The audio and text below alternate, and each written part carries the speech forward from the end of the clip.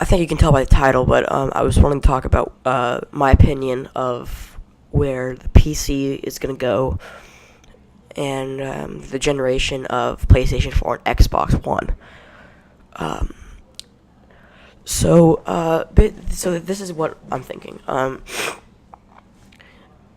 They have been talking, or Sony's been during the reveal, excuse me, of um, of the PlayStation 4.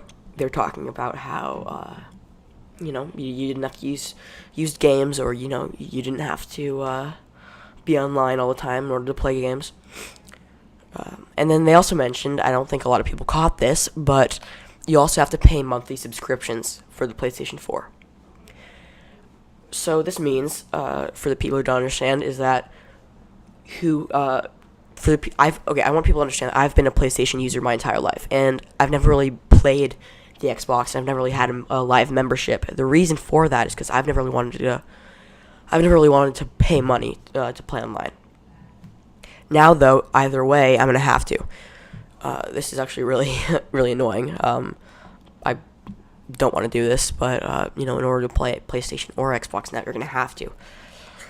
Um, I don't know if you also understand this, or if anyone understands this, but um, this is the first generation of console that the consoles coming right out of the box aren't as good as the PC, or aren't better. I think this is because the hardware just keeps on being upgraded so easily with the PC, and it's really hard with the consoles. Because the hardware is the same for the Xbox One, PlayStation 3, and PC now. For the PC users, all you're gonna have to do is code your PC a little bit, put in your PlayStation or Xbox games, and you'll be able to trick your PC into thinking that those Xbox and PlayStation games are PC games. So I think this is really gonna hurt the console generation a lot, considering that there's not gonna be anything such as like exclusive anymore.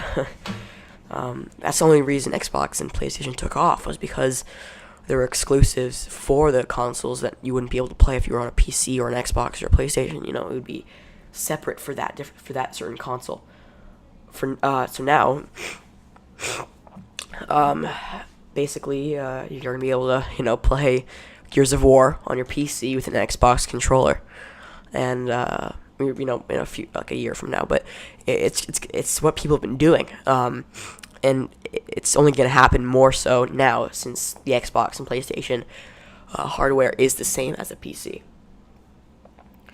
Another thing I want to talk about is how I think Xbox is going to beat the PlayStation or Sony in the competitive market. I mentioned this earlier, but I've been a PlayStation user my entire life, so I 100% support Sony and PlayStation. But I do not think that they're going to win in this, whatever you want to call it, competition.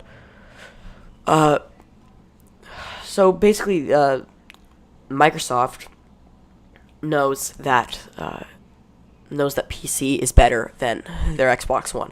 They understand that they can't compete with PC in the solo gamer market, meaning there are a lot of hardcore gamers, or players that play alone on PC, and Microsoft realizes this, so they're saying, okay, we're not gonna branch out to single users. We're gonna branch out to families. We're gonna branch out to groups and serve what they need. And I don't know if you know this, but a lot of this is what Microsoft's been doing for the past year and a half. They've been saying Xbox One, you can play video on it, you can do Netflix, you can do tons of social media that you won't be able to do on other consoles.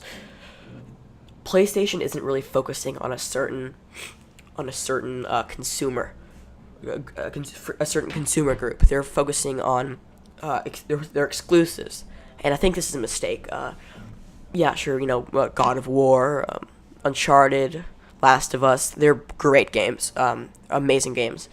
And I went to E3. I went to E3 a few days ago, so I understand what I'm talking about. when I say that they're focusing on their exclusives. They're focusing on their exclusives. They are 100% going all out, thinking that their exclusives, excuse me, will support their next gen console, like fully. I think this is a mistake. At least Microsoft is branching out, saying that you don't even have to buy our console for games now. You can. It's basically what's happened to Xbox is it's what happened to Kindle. You only had to read it at first, and then they came out with the Kindle Fire, and now you can play games on it. It's the exact opposite. It's just like it's turning into like a Blu-ray player or something. That's like solely social. Anyway, I just wanted to get this out because I've been really thinking about this lately. I think this is the last generation of console, or one of the last, definitely. And I want to know what you guys think. I want to know, if you agree with me or disagree, or how, because I need feedback. If you don't, just tell me that I'm wrong. I need feedback. This is probably gonna be one of the only commentaries I'm gonna do for a while, but I just thanks for listening, and see you guys later.